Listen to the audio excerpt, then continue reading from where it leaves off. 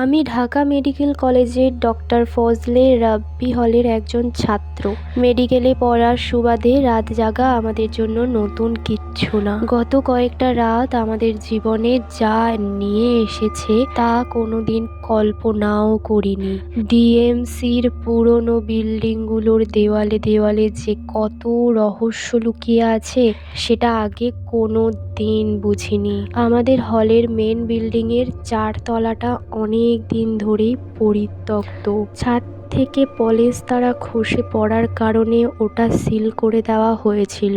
আমরা যারা নিচতলায় 117 আর 118 নম্বর রুমে থাকি তারা ভাবতাম জায়গাটা স্রেফ একটা ভাঙাচোরা দালান। কিন্তু নভেম্বরের শুরুর দিকে যখন হলের পরিবেশটা হঠাৎ পাল্টে গেল তখন থেকেই শুরু হলো আতঙ্ক। একদিন মাঝরাতে আমি আর আমার রুমমেট ফাহিম বসে পড়ছিলাম। হঠাৎ 4 তলা থেকে একটা শব্দ এলো, ভারী কিছু টেনে নেওয়ার শব্দ। মনে হচ্ছিল উপর তলায় কেউ বিশাল একটা কাঠের কাফিন বা লোহার ট্যাঙ্ক এক ঘর থেকে অন্য ঘরে টেনে নিয়ে যাচ্ছে।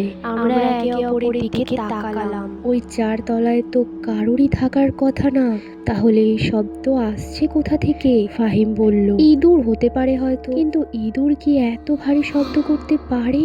আমরা করিডোরে গিয়ে সিঁড়ির দিকে তাকালাম। উপরের সিঁড়িটা অন্ধকারে ডুবে আছে। সেই অন্ধকার থেকে এক ধরনের পচা লাশের গন্ধ ভেসে আসছিল। জানালার ওপর সেই অদৃশ্য টোকা।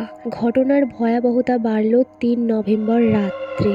আমি তখন পড়ার টেবিলে একাই জেগে। হঠাৎ আমার জানালার কাছে শব্দ হলো, খট খট খট। আমি থমকে গেলাম। 117 নম্বর রুমের জানালার বাইরে কোনো কার্নিশ নেই। 4 তলার সমান উচ্চতায় জানালার বাইরে দাঁড়িয়ে কেউ টোকা দেবে এমন কোনো জায়গা সেখানে নেই। ফোনের ফ্ল্যাশটা জ্বাললাম, বাইরে কিচ্ছুই নেই। কিন্তু আলো নিভতেই আবার সেই শব্দ। এবার যেন কেউ নখ দিয়ে কাজটা আঁচড়াতে শুরু করলো। সাগর নামের আমার আরেক রুমমেট তখন ভয়ে কাঁপছিল। ও ফিসফিস করে বলল, ভাই জানলার ওপাশে একটা লম্বা হাত দেখা যাচ্ছে, কিন্তু কোনো শরীরই নেই। পরদিন সকালেই সাগর আমাদের হোয়াটসঅ্যাপে গ্রুপে লিখে দিল, 117 নম্বর রুমে জিন আটাক হয়েছে। আমাদের মেইন বিল্ডিং এর 4 তলা থেকে কিছু একটা নেমে আসছে। এখনই কোনো হুজুর বা রাকি আনা দরকার। 4 তলার আতঙ্ক কেবল শব্দের মধ্যে সীমাবদ্ধ থাকলো না। পরদিন সকালে হলের ছাদে এক মর্মান্তিক দৃশ্য দেখা গেল। নেক্সট পার্ট লাগবে? কমেন্ট করে জানাও।